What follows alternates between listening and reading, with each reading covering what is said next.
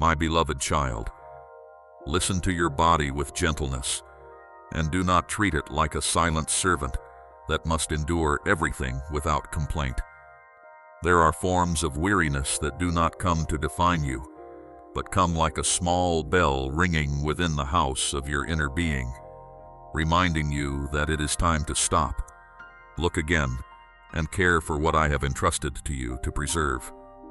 Do not be quick to call exhaustion a normal part of adult life. Do not regard prolonged sluggishness, quiet aches, small disturbances in sleep, breathing, digestion, rhythm of life, or emotions as things you must accept as fate. They are not a sentence over your life. They are early reminders, humble signals, little lamps warning that something in the rhythm of your life needs to be brought back into order.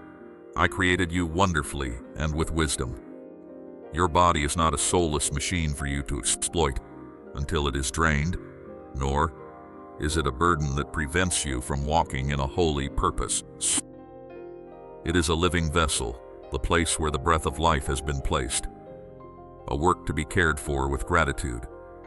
When you ignore rest, eat in haste, allow anxiety to rule each day, suppress emotions, live under prolonged stress, or force yourself to follow rhythms that do not belong to me, your body will speak.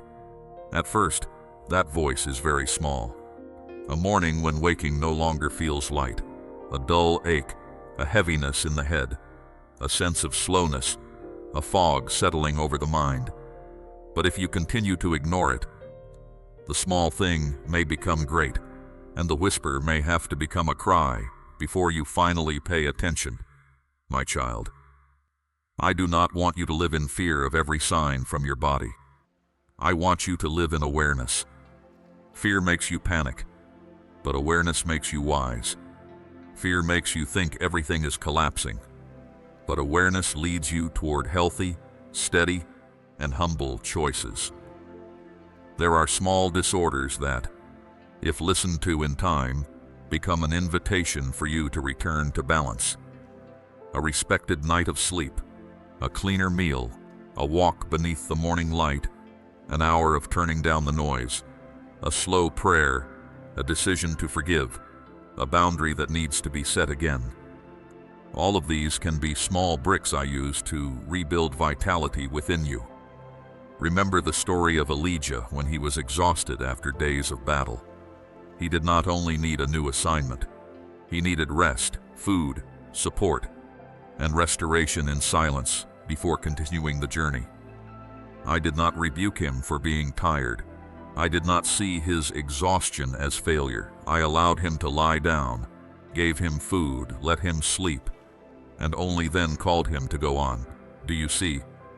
Even the chosen need to be restored. Holiness does not mean neglecting your body. Faithfulness does not mean you must be depleted in order to prove your love. There are times when the most sacred thing you can do is rest in me. Eat properly, breathe more slowly, and stop punishing yourself with a rhythm of life that has no mercy. Do not let the world teach you that fatigue is a medal of diligence. Do not let others shame you for needing rest. There are successes built upon silent depletion, and when you finally achieve them, you no longer have the strength to rejoice. I have not called you to live like a lamp burning until its oil is gone, just to prove that it is useful. I have called you to become a lamp whose oil is tended regularly, burning steadily and clearly, not by striving, but by remaining connected to the true source of life. When you learn to care for your body, you are not being selfish. You are honoring the gift I entrusted to you. You are preparing yourself to love more deeply, serve more sustainably, think more clearly, and walk longer on the path I have set before you. Perhaps you have grown used to ignoring small signs. You tell yourself that everyone is tired, everyone hurts, everyone must endure, and then you keep going as though everything is fine. But I, your Father, do not want you to live in that numbness. I want you to ask wise questions. What is draining your strength? What habit is quietly making you weaker? What worry have you carried too long without placing it into my hands? What relationship keeps you constantly tense? What rhythm of life is drawing you away from peace? Sometimes restoration does not begin with a great change, but with the honest recognition that you have lived too long in a state of endurance.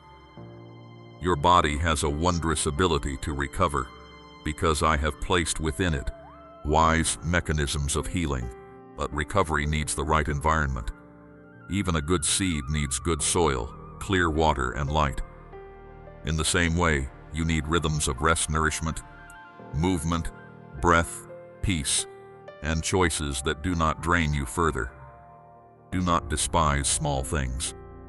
A healthy habit repeated quietly can become a stream that leads you out of a dry land. A decision to go to bed earlier, drink enough water, step outside more often, reduce the toxins in your words and thoughts, and stop carrying burdens that do not belong to you. All of these can open the way for life to return. I also want you to understand that your body, your mind, and your inner life are not separate like distant islands. When you live under stress for a long time, your body knows. When you swallow too many tears, your body knows.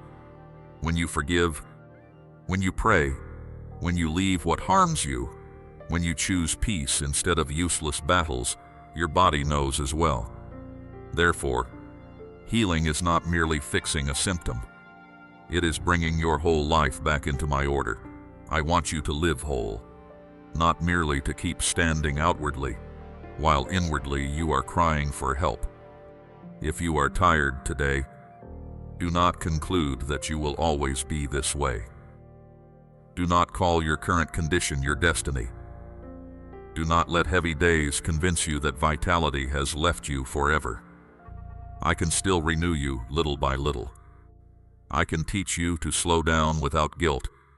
Choose what is healthy without extremism. Care for yourself without worshiping yourself. And seek the right help at the right time without shame. Sometimes your humility is shown through admitting, I need to change. I need to be healed. I need to learn to live differently. So, see your weariness as an invitation to return to a holier rhythm of life, not as a label attached to you. Listen to small signals before they have to become a great storm. Care for your body with gratitude. Guard your mind with purity. Place your burdens in my hands, and let my peace seep into every part of your life. I do not want you merely to survive from day to day. I want you to live deeply, brightly, and healthily in wisdom. And when you begin to cooperate with the life I have placed within you, you will see that what seemed to be fading can still be restored. What seemed weak and worn can still be rebuilt. And the place that was once heavy can become a place where new strength begins to flow. My beloved child, hear me with an awakened heart. For there are things I say not to make you afraid, but to awaken holy wisdom within you. Your enemy does not come as a passing joke, nor does he enter your life merely to cause a few small disruptions and then leave. He knows no mercy, no rest, no fairness, and he does not care about your tears. His goal is not to make you stumble once, but to pull you gradually away from the light, making you so accustomed to darkness that you no longer realize you have lost your way. You have lost your way. He does not always come in a terrifying form that would be easy for you to recognize. Many times he comes through something sweet, through an enticing promise, through a turn that appears harmless, through a fleeting pleasure that leaves behind an emptiness deeper than before. You must understand that what is most dangerous does not always appear evil at first. There are traps covered with the fragrance of pleasure, the glittering light of success, flattering words that make you feel special, and a sense of ease that makes you forget to ask me before you step in. The enemy knows how to use the very things you crave to bargain for your purity. He knows when you are lonely, when you are tired, when you feel forgotten, when you want recognition, when you long for a quick escape from pain. And in those moments, he does not need to break down the door loudly. He only needs to whisper that you deserve to let go a little, deserve to live by your own will just once, deserve to receive what you want without waiting for my guidance. But my child, every whisper that leads you away from me has its price. At first, it may make you feel relieved, as though you have escaped limitations. But afterward, it begins to bind you with very thin cords. A little compromise, a little concealment, a little pride, a little bitterness, a little desire to be above others, a little self-pity. Little by little, you may lose your sensitivity without realizing it. Little by little, what once grieved you because it was wrong becomes something you justify. Little by little, you stop asking me, then stop listening to me, then stop seeing your need for me. That is how darkness works, not always through one great fall, but through very small, repeated deviations until the way back feels far away. Remember the story of Solomon, the one who was given great wisdom and placed in a position of glory. He did not fall in a single day. His drifting began with things that seemed manageable, with alliances that divided his heart, with foreign influences he allowed to enter the palace, with other voices that gradually drowned out his first reverence. A person with wisdom can still lose direction if he does not guard his heart. A person who has received much grace can still be pulled away if he takes small doors lightly. Do you see? The enemy does not always need to tear down the city walls with a great storm. Sometimes he only needs you to open one small gate yourself and call it insignificant. Therefore, do not live carelessly. Do not think silence before what is wrong is harmless. Do not think indifference toward my word is a normal pause. When you do not guard the door of your heart, other things will enter and shape you in my place. Darkness does not need you to sign an invitation. It only needs you to stop being watchful, stop discerning, stop praying, and stop examining what is being allowed to occupy your thoughts and desires. A house without a lamp will gradually become accustomed to darkness. A garden that is not tended does not need anyone to sow weeds. Weeds will grow on their own.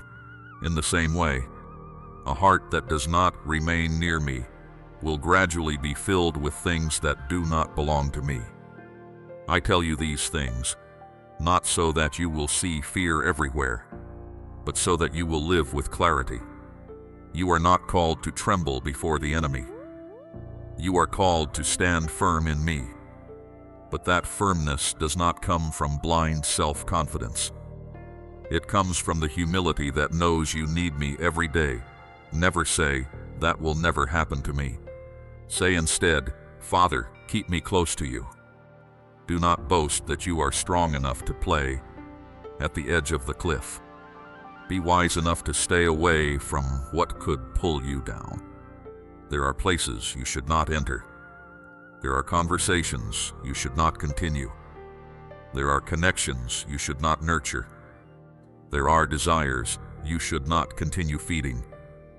Not because I want to make your life poor, but because I know what will steal your peace, my beloved child. False success is one of the most subtle traps. It makes you think you are being lifted up, while inwardly you are becoming empty.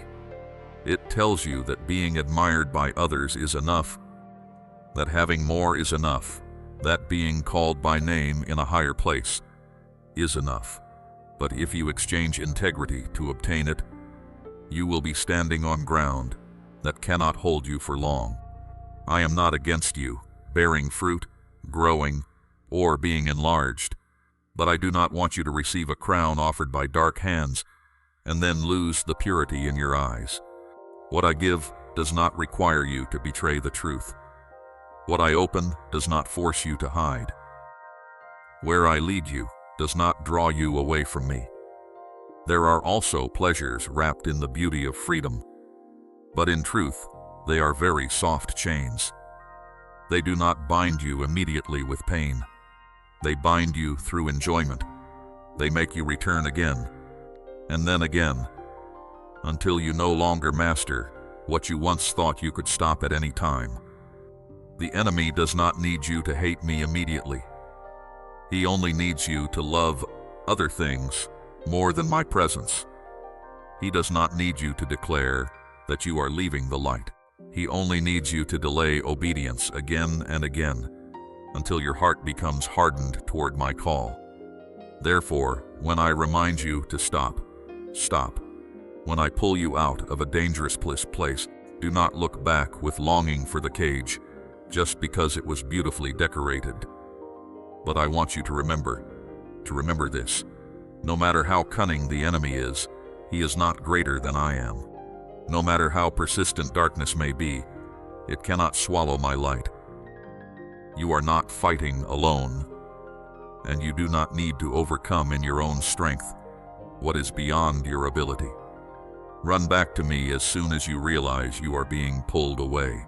Do not wait until everything collapses before you call me. Do not let shame silence you. If you have opened the wrong door, bring that key to me. If you have allowed a lie to take root in your heart, allow me to uproot it. If you have grown so accustomed to darkness that your eyes are tired before the light, I can still heal your inner sight and lead you back to the path of peace. So, my child, be watchful but do not panic. Be serious but do not despair. Guard your heart as you would guard a precious temple, not allowing every voice, every desire, every sweet promise to enter freely and sit on the throne that belongs to me. Choose light when darkness offers a bargain. Choose truth when lies are spoken in a gentle voice. Choose obedience when emotion wants to pull you down a shortcut. I am with you to teach you discernment, to strengthen what is weak, and to keep you from traps you have not yet seen. And if you remain close to me, no scheme of the enemy can write the final chapter of your life. That chapter belongs to me, the one who loves you, keeps you, and leads you into a freedom that darkness cannot steal. My beloved child, let this truth sink deep into your heart like dawn, touching the earth after a long night. I am not the source of the suffering that is exhausting you. I am not the one standing behind your wounds, rejoicing as I watch you fall. I did not create you only to use pain as a cold test. I am your Father, and my love does not shape this cruelty. When you cry, I am not distant. When you tremble, I am not silent because I do not care. When you pass through seasons when everything seems to be breaking apart, I do not stand outside observing like a stern judge. I come near to you, nearer than your tired breath, to remind you that pain is not proof that I hate you, and hardship is not a sign that I have rejected you. Many things in your life are born from choices that move away from my protection, from paths human beings open for themselves, while thinking they will control every consequence. When the human heart leaves the light, darkness has an opportunity to enter. When pride replaces obedience, when lust replaces pure love, when selfishness replaces kindness, cracks begin to form. But my child, do not misunderstand this. I do not rejoice when you suffer the consequences. I do not speak to you with a mocking voice, saying, "See, you deserve this." No, my love is not like human harshness. I may allow you to see consequences so that you may awaken, but I never take joy in your brokenness. Even when you go the wrong way, my heart is still turned toward the day you return. Therefore, do not let the voice of accusation disguise itself as my voice. There is a voice that will always remind you of failure, so that you feel too ashamed to rise. It will use your past like chains, use your wounds as proof that you no longer have value, and use your moments of weakness to whisper that there is no way back for you. But that voice does not belong to me. I may correct you, but my correction always opens a path to life. I may point out what is wrong, but my hand is always extended to lift you up. I do not use truth to crush you. I use truth to free you from what is quietly killing you. Remember the woman who was caught in sin and dragged into the middle of the crowd. Those standing around her held condemnation in their hands and contempt in their eyes. They saw only her failure and wanted to turn her into an example of shame, but I did not look at her as they did. I did not deny what was wrong, but neither did I hand her over to the cruel hands of condemnation. I caused the noisy voices of self-righteousness to fall silent, and then I opened before her a new path. Do you see? I did not come to cooperate with the one who wants to destroy you through shame. I came to bring you out of sin, out of darkness, and out of places that cause you to lose your dignity. But I do this through mercy, through restoring power, through a call to return, not through the whip of despair. There are times when you wonder why I do not stop every pain before it touches you. I know that question has rested in your heart many times like a heavy stone. You do not need to pretend that you do not wonder. I am not afraid of your honest questions, but you need to understand that this world has been wounded by rebellion, by wrong choices, by hearts that have separated themselves from the source of life in a world like this. Pain appears not because I lack love, but because what I created good has been distorted by human selfishness and disobedience. Even so, right in the midst of the consequences of what has gone wrong, I still step in to save, to heal, and to turn ruins into the beginning of new life. I am not the one who causes the wound, but I am the one who knows how to bind up the deepest wound. I am not the one who sows darkness, but I am the one who lights a lamp in the place where you thought there was no light left. I am not the one who pushes you into the abyss, but I am the one who bends low enough to take hold of you when you no longer have the strength to pull yourself up. Pain may come from the brokenness of the world, from the choices of others, from doors you once opened wrongly, from unhealthy relationships, from years of living far from my wisdom. But once you return to me, even those things no longer have the authority to define the ending of your story, my beloved child. Stop thinking that every hardship is punishment from my hand. There are seasons when I correct you to save you from a dangerous path, but that correction is not like cruel punishment. It is like the hand of a father pulling you away from fire. Even if in that moment you feel pain because you were pulled with urgency, I do not want you to burn up in the things you thought were freedom. I do not want you to keep calling chains a choice. I do not want you to remain in a room that has suffocated you just because you are afraid that stepping outside will make you lonely. When I intervene, you may sometimes feel as though you have lost something, but in truth, I am protecting the most precious part of you from what would steal your future. Let me teach you to distinguish between accusation and awakening. Accusation makes you want to hide from me. Awakening makes you want to run back to me. Accusation says you are hopeless. Awakening says you can still rise. Accusation pins you to old sin. Awakening opens the door to repentance and renewal. Accusation makes you hate yourself. Awakening helps you hate what has drawn you away from life. Listen carefully, my child. My voice may be serious, but it is never cruel. My voice may make you tremble before the truth, but afterward it will lead you to peace. My voice will never tell you that you are beyond saving, because I am the one who specializes in bringing back to life what seemed dead. If you are in pain today, do not think I have turned my face away. Let me sit beside you in the very place where you feel weakest. Let me wipe away the layers of shame that others have placed upon you. Let me remove from you the condemning words that have clung too long to your memory. Let me teach you to name things rightly.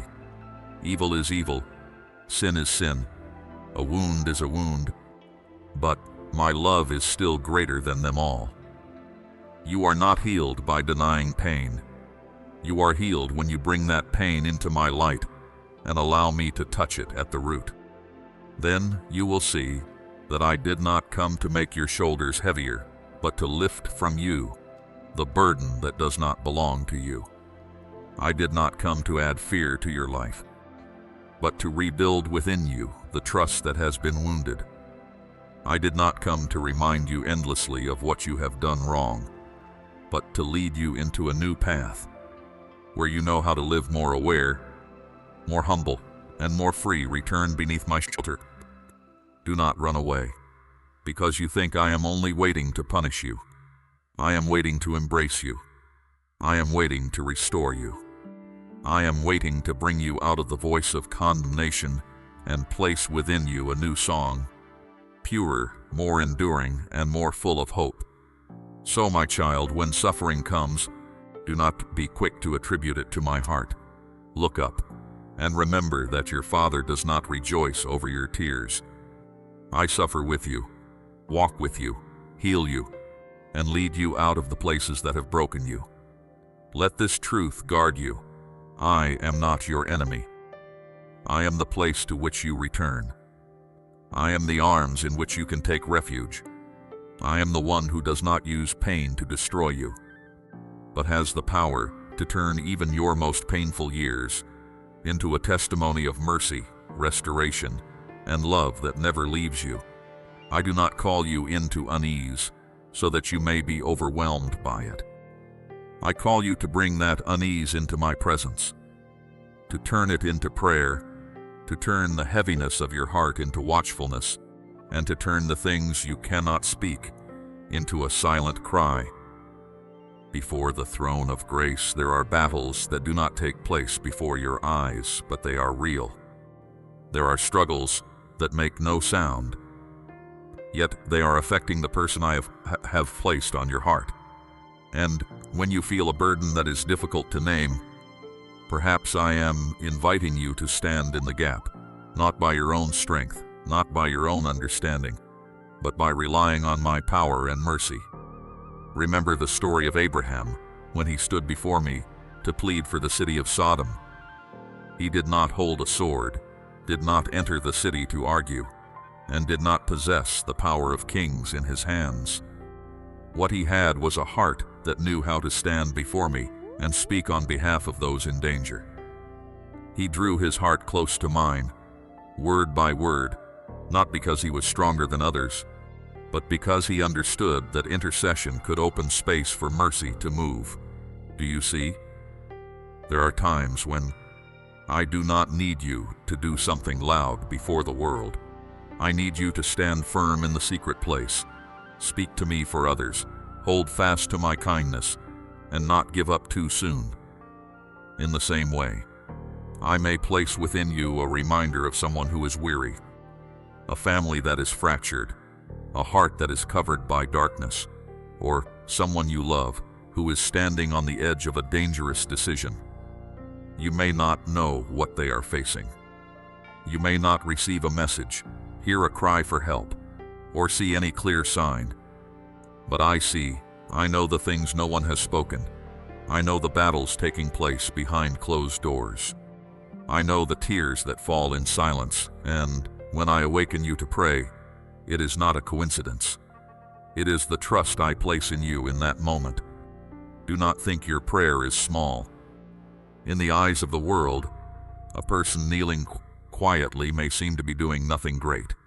But in the spiritual realm, a heart that knows how to agree with me can become a lamp set in the middle of the night, a hedge of protection around someone who is weak, and a door opened for deliverance you have not yet seen. When you intercede, you do not need to speak at great length, nor do you need lofty words. What I seek is not polish but sincerity, obedience, and selfless love. Even one heartfelt prayer can carry great weight when it is offered in faith.